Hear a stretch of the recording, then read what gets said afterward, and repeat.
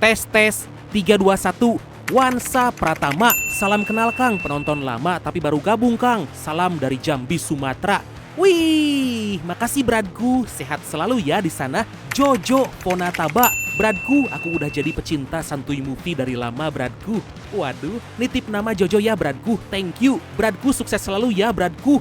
Amin, amin. Doa yang sama buat Brad dan keluarga, oke? Nah, sebuah film tentang seorang anak cerdas yang selalu mengaku kaya padahal gak punya. Dia pun memilih jalan haram karena tuntutan gaya hidup, tapi ternyata itu malah membawanya ke dalam banyak masalah. Skuyah, langsung aja. So, biar semangat mari kita ucapkan sama-sama cara serentak, oke? 1, and 2, and 3. Apa? Gas! Mantap!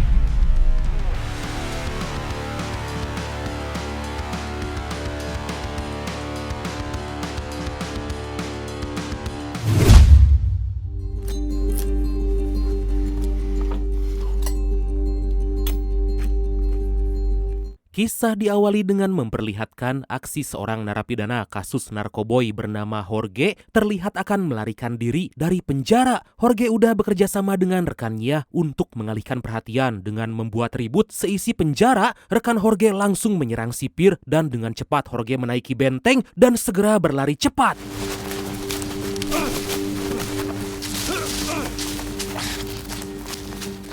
Gak lama Jorge bertemu dengan temannya yang udah menunggu dan sangat senang karena akhirnya bisa bebas. Jorge udah gak sabar ingin bergabung dengan bandar narkoboy kenalan temannya karena diketahui sebelumnya Jorge dijebak oleh bandar lain.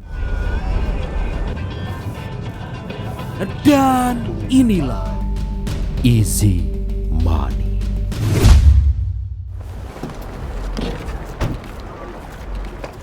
Di lain sisi kita dikenalkan dengan seorang pembunuh bayaran yang kita panggil aja dia Jojo lah ya, requestan dari embrad kita yang satu ini yang diketahui bekerja untuk mantan bos Jorge. Jojo masuk ke sebuah klub untuk mencari orang yang telah mencuri uangnya. Gak lama Jojo berhasil menemukan mereka dan dengan tanpa ampun langsung menghajarnya. Wah, galak si Jojo.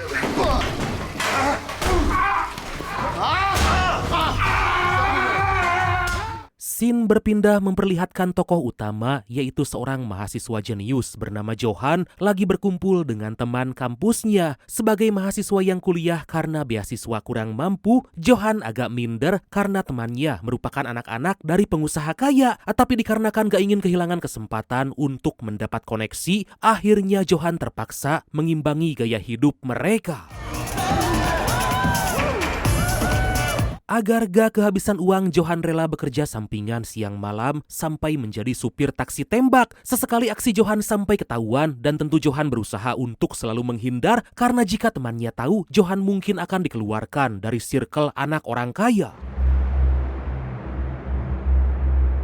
Pada suatu hari, Johan diajak temannya bertemu dengan seorang bandar narkoboy bernama Karim. Johan ditawari untuk bekerja dengannya karena Johan adalah pekerja keras dan punya pikiran yang cerdas. Karim meminta agar Johan datang ke tempatnya tepat pukul 7 pagi jika ingin tahu apa pekerjaan yang ditawarkan.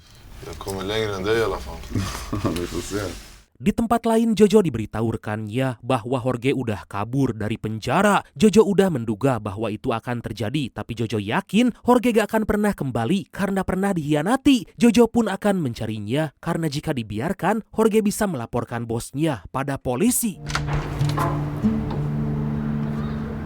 Sementara itu Jorge pulang ke rumah berharap mendapat sambutan baik dari ibu dan sang istri, tapi Jorge malah disuruh pergi. Aduh, kasihan banget. Tentu Jorge sangat kecewa karena keluarganya sendiri mengusir, padahal hanya itu satu-satunya yang dia miliki. Akhirnya sang istri membiarkan Jorge masuk karena kasihan, tapi gak boleh lama-lama. Istri Jorge menyayangkan kenapa harus kabur, padahal masa tahanannya tinggal 1 tahun lagi. Di tengah-tengah itu, sang istri berkata bahwa dia lagi hamil dan meminta Jorge menjaga diri agar sang anak kelak mendapat sosok ayah. Pada keesokan hari, Johan diundang oleh teman untuk menghadiri pesta para anak orang kaya. Johan tampak gelisah dan malu karena gak tahu apa respon temannya jika tahu bahwa Johan anak orang miskin. Johan sampai menyembunyikan mobil karena sangat malu jika harus parkir di tengah kumpulan mobil mewah. Johan mencoba tetap percaya diri sebisa mungkin seperti anak orang kaya pada umumnya. Di sana Johan bertemu dengan wanita cantik, mencenet dan amburahoi bernama Sophie yang seketika membuatnya terpesona pada pandangan pertama. Aduh, tapi sayangnya Sophie udah punya pacar, apalagi sangat jelas pacar Sophie jauh lebih kaya dari Johan. Den som är lite osäker, bara kollar alla andra gör liksom. Pada malam hari, Johan dan temannya mengadakan pesta makan malam, tapi pacar Sophie curiga dengan gerak-gerik Johan. Dia menduga bahwa Johan bukan anak orang kaya, apalagi Johan tampak malu-malu. Kesal dengan hal itu, Johan akhirnya menunjukkan sesuatu yang membuat pacar Sophie senang, hingga dia pun yakin bahwa Johan memang anak dari orang kaya.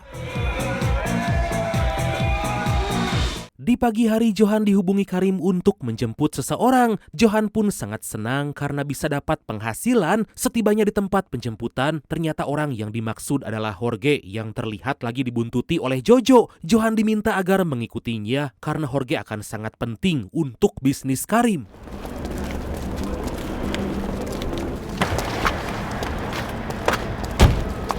Gak lama Johan mulai mengikuti mereka dan terus menjaga jarak agar gak ketinggalan. Johan merasa tegang karena baru kali ini melakukan pekerjaan itu. Johan sempat ketinggalan meskipun tetap berusaha terus mengejar. Dari kejauhan Johan mendengar suara, lalu Johan mencoba mendekat tapi gak sengaja melihat senjata. Johan menyadari bahwa Jorge lagi dihajar tapi Johan gak bisa membantu. Akhirnya Johan mengalihkan perhatian mereka dengan menyalakan alarm mobil agar mereka segera pergi meninggalkan Jorge.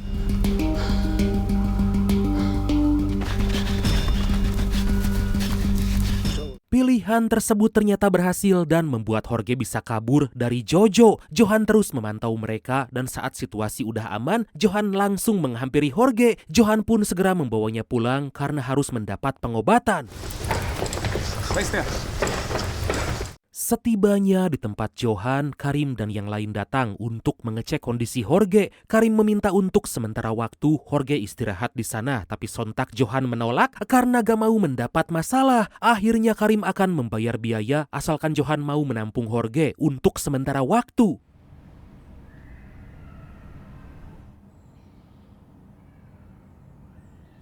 Di keesokan hari Jorge mulai siuman meskipun wajahnya masih babak belur. Jorge diberitahu bahwa Johan disuruh oleh Karim untuk menyelamatkannya. Jorge berterima kasih karena Johan mau membantu dan menampungnya padahal mereka belum sama-sama kenal.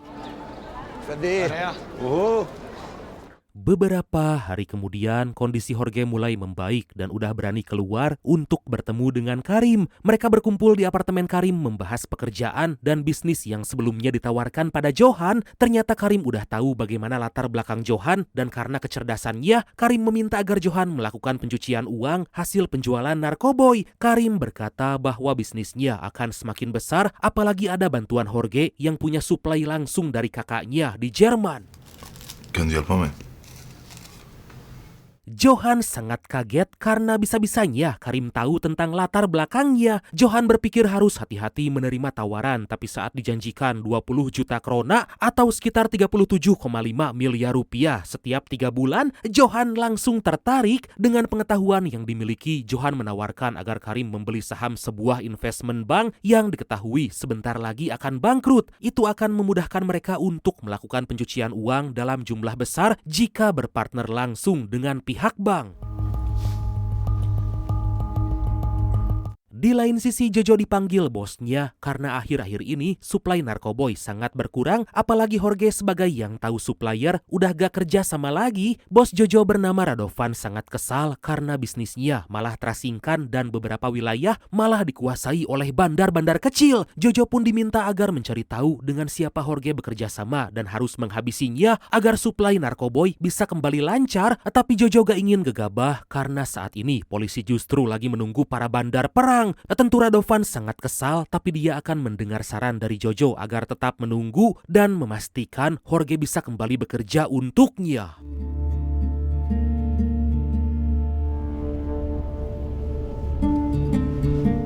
Sementara itu Johan menemui pemilik bank, tapi kedatangan Johan gak disambut baik karena pengusaha itu kesal. Padahal 2 tahun terakhir bisnisnya sangat lancar, ditambah sekarang seperti dipermalukan karena malah ditawar oleh anak muda seperti Johan. Si pengusaha itu sempat gak mau menyerahkan bank, tapi akhirnya mereka sepakat karena si pengusaha akan mendapat keuntungan 10% dari setiap keuntungan.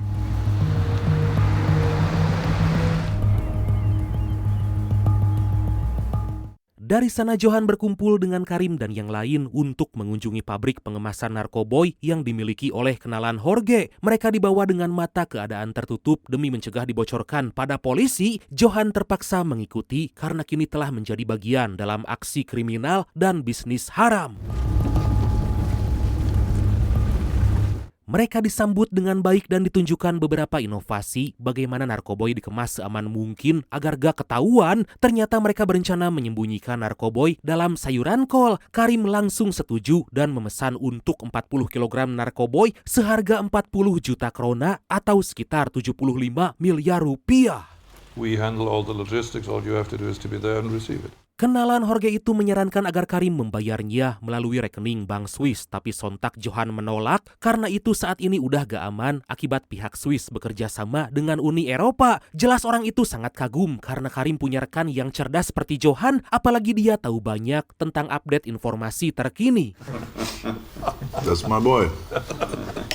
Pada malam hari, Johan mendatangi pesta temannya sambil berharap bisa bertemu lagi dengan Neneng Sophie. Pucuk dicinta ulam pun tiba, Johan dapat kabar bahwa saat ini Sophie lagi menjomblo. Tentu itu adalah kesempatan Johan untuk mendapatkannya karena Johan udah punya perasaan dari pertama kali saat mereka bertemu. Gak lama mereka pergi ke kamar bareng karena baik Johan dan Sophie punya perasaan yang sama. Mereka semakin terbawa suasana dan udah gak bisa menahan hingga akhirnya mereka pun sensor.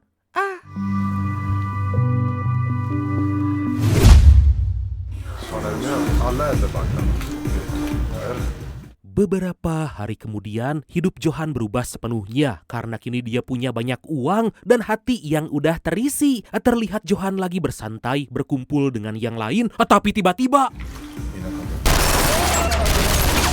situasi menjadi sangat menegangkan karena mereka diserang dan buru-buru kabur membawa apa aja yang bisa diselamatkan. Karim meminta Johan dan yang lain pergi duluan, sedangkan Karim akan menunggu terlebih dulu memastikan siapa yang telah berani menyerang tempatnya. Pada keesokan hari, terlihat Jojo lagi bersama putri kesayangannya mengajak pergi jalan-jalan. Putri Jojo sangat senang karena baru kali ini sang ayah punya waktu. Karena beberapa waktu terakhir ini, Jojo sering pergi lama. Tapi baru aja akan naik ke mobil, tiba-tiba Jojo diserang dan aksi baku tembak pun gak bisa dihindarkan. Beruntung mereka masih selamat dan Jojo yakin itu adalah ulah dari Radovan karena Jojo gak melakukan tugas darinya. Jojo pun memilih menginap di hotel demi keselamatan sang anak dan akan mencari tahu siapa orang-orang yang telah berani menyerang. Sebisa mungkin Jojo menenangkan sang anak karena gak mau sampai trauma dengan apa yang dia alami. Jojo pun akan membereskan semua urusannya dan akan mengajak sang putri tinggal di luar negeri. 1 minggu kemudian Johan diajak oleh Karim dan yang lain pergi ke rumah seorang rekan. Tapi Karim meminta Johan jangan memberitahu temannya itu bahwa Karim dan yang lain akan datang. Johan menjadi sangat ragu, tapi karena gak punya pilihan lain, Johan pun mengikuti perintah Karim. Gak lama teman Johan membuka pintu tapi mencegah Johan masuk karena lagi ada acara keluarga. Johan terus memaksa hingga dia pun diizinkan, tapi gak boleh lama-lama. Saat pintu dibuka, dengan cepat Karim dan yang lain masuk menghajar teman Johan itu.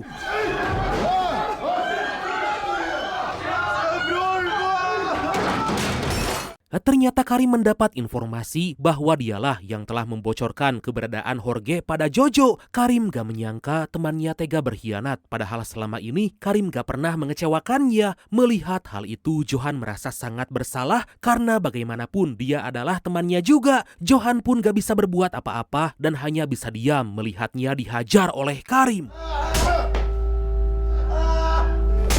Kejadian tersebut membuat Johan sangat terpukul, apalagi dia harus segera bertemu dengan orang tua Sophie. Johan minta maaf karena datang terlambat karena ada urusan mendadak yang gak bisa diceritakan. Johan mencoba bersikap baik di depan orang tua Sophie, tapi seketika Johan menyadari di lengannya terdapat noda darah dan atas hal itu Johan izin ke toilet untuk membersihkannya dulu. Gak lama Johan kembali lalu makan malam dan berbincang hangat dengan orang tua Sophie. Sebisa mungkin Johan tetap menjaga image karena Sophie taunya Johan anak dari orang kaya. Apalagi Johan berkata bahwa bisnisnya lagi berkembang pesat. Ah, sae lu Johan. Setelah kedua orang tua Sophie pergi, Johan terlihat murung karena sangat capek. Selama ini selalu berusaha menjadi orang lain. Johan sampai marah pada Sophie karena menduga orang tuanya gak senang dengan adanya Johan. Sophie menjelaskan bahwa orang tuanya justru menerima Johan dan Sophie udah gak sabar ingin dikenalkan dengan orang tua Johan. Sontak Johan sangat bingung harus menjawab apa karena sangat takut kebohongannya selama ini akan terbongkar. Så det kommer pengar snart.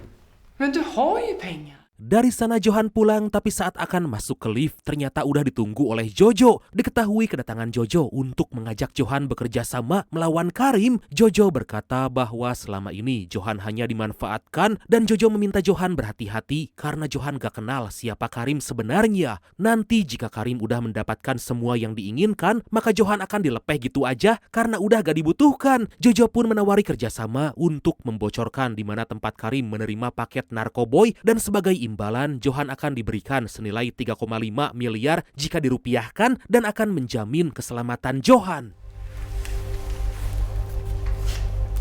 Sementara itu Jorge dihubungi istrinya karena dihajar anak buah Radovan. Jorge segera pergi karena sangat khawatir dengan kondisi istrinya itu. Setibanya di sana, Jorge gak bisa menahan kesedihan karena terdapat memar di wajah sang istri. Atas hal itu, Jorge ingin keluar dan berhenti dari dunia hitam demi keselamatan anak dan istrinya.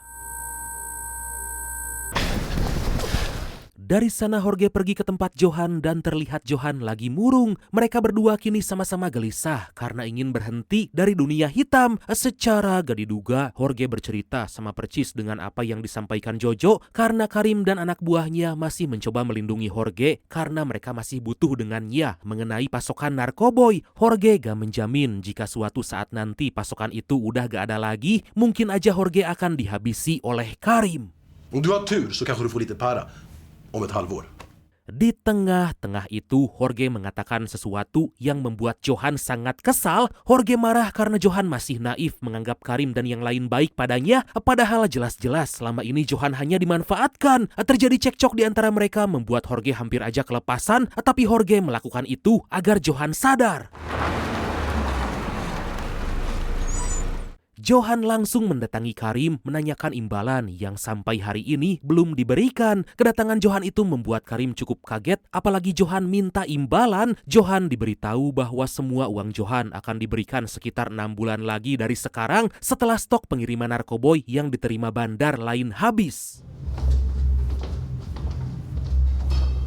Sepulangnya dari sana Johan merenung, menyadari apa yang disampaikan oleh Jojo dan Jorge itu benar. Johan menjadi sangat bingung apa yang harus dia lakukan karena maju kena, mundur juga kena. Tapi Johan harus menerima konsekuensi dari ini semua karena Johan sendirilah yang telah memilih untuk terjun ke dalam dunia kriminal.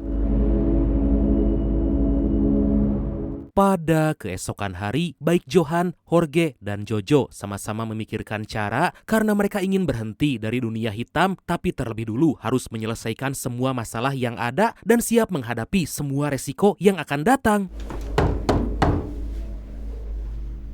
Beberapa saat kemudian Jojo didatangi temannya yang akan membantu menyerang Karim. Jojo sangat senang karena gak lama lagi akan segera tinggal di luar negeri, fokus mengurus anak, meninggalkan semua dunia hitam yang telah lama dia geluti. Jojo udah gak sabar ingin segera beraksi, apalagi semua amunisi telah disiapkan.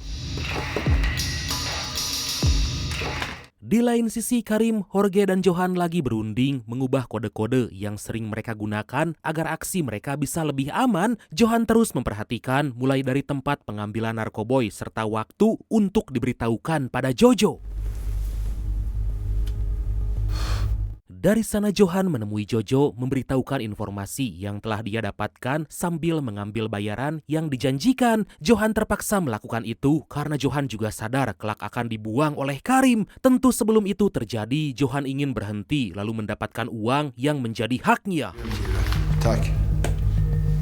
Vi ses sen. Pada suatu hari, Johan dan Jorge menyusul yang lain pergi ke tempat pertemuan untuk mengambil narkoboy. Di saat yang sama Jojo terlihat udah siap menunggu petunjuk dari Johan untuk beraksi. Saat akan pergi, Jojo sempat ditahan oleh sang putri, tapi Jojo tetap pergi karena demi kebaikan.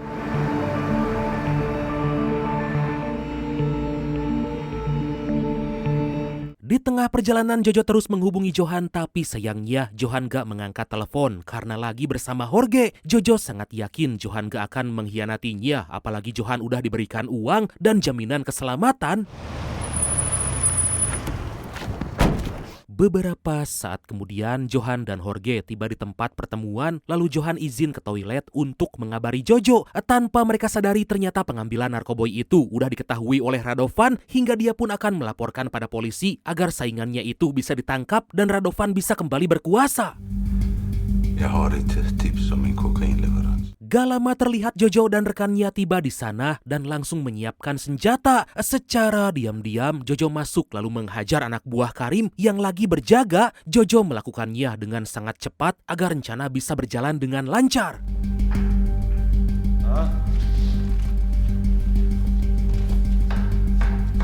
Kemudian Jojo masuk ke dalam truk lalu menembak anak buah Karim dan meminta mereka menyerah. Melihat hal itu, Johan hanya bisa pasrah. Lagi pula Jojo gak akan menyerangnya, tapi Johan gak terima karena Jojo menembak anak buah Karim padahal berjanji gak akan jatuh korban.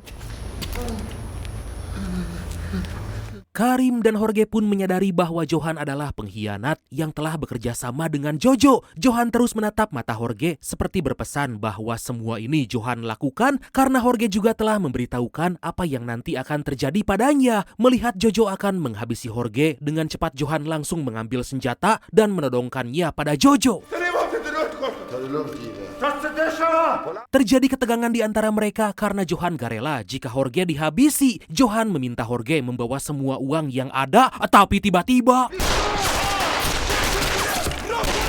para polisi berdatangan membuat Johan dan Jorge buru-buru kabur. Mereka berlari sekencang mungkin berusaha lolos dari kejaran sampai merelakan uang yang sebelumnya dibawa asalkan gak ditangkap polisi. Sementara itu Jojo berusaha menyelamatkan temannya yang terkena tembakan polisi. Jojo berusaha menolong tapi temannya meminta Jojo agar segera pergi agar dia bisa selamat. Rekan Jojo itu akan menunggu dan menghadang para polisi yang datang. Di waktu yang sama Johan dan Jorge pergi dari tempat tersebut dan terlihat Johan menyesal, tapi tiba-tiba secara gak sengaja mereka menabrak Jojo yang lagi berlari dari kejaran polisi. Johan hanya diam melihat Jojo terkapar di depan matanya. Dengan wajah bercucuran darah, Johan segera keluar untuk menembak Jojo karena telah membunuh Karim dan yang lain. Lah gimana?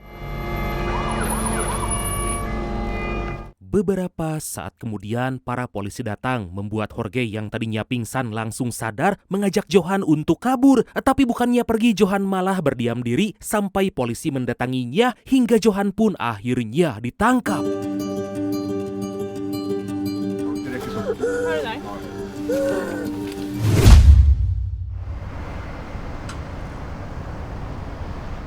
Singkat cerita, beberapa bulan kemudian Johan dijenguk oleh Sophie. Sophie berkata bahwa dia diminta pergi ke luar negeri menemui sang ibu, tapi memilih menunggu sampai Johan bebas. Mendengar itu Johan merasa sangat bersyukur karena ada wanita yang tulus mencintainya, tapi Johan malah begini. Sebelum pergi Sophie berkata bahwa Jorge menghubungi karena istrinya udah lahiran. Tentu Johan sangat senang karena temannya masih selamat dan kini bisa berkumpul dengan keluarganya.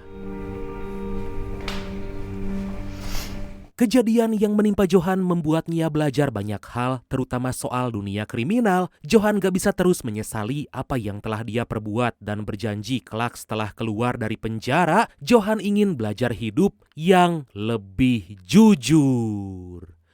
Dan akhirnya film ini pun tamat.